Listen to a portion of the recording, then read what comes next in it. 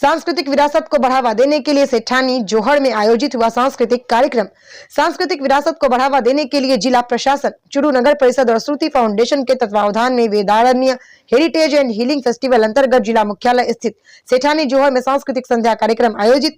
अतिथियों ने जोहड़ पर दीपदान किया। इस दौरान चुरू विधायक हरलाल सहारण ने कहा, राजस्थान की लोक संस्कृति हमारी पहचान और गौरव है। ऐसे आयोजन न केवल हमारी परंपराओं को जीवित रखते हैं बल्कि युवा पीढ़ी को अपनी जड़ों से जोड़ने का कार्य भी करते हैं। जिला कलेक्टर अभिषेक सुराना ने कहा कि जिले की ऐतिहासिक एवं सांस्कृतिक धरोहरों को जीवंत बनाए रखने के लिए प्रशासन निरंतर प्रयासरत है।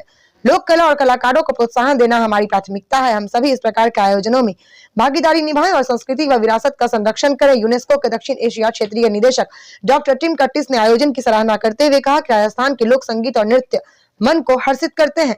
स्टार न्यूज प्लस की राजस्थान के चुरू से नेशनल एडवाइजर गोपाल कंवर की ये रिपोर्ट।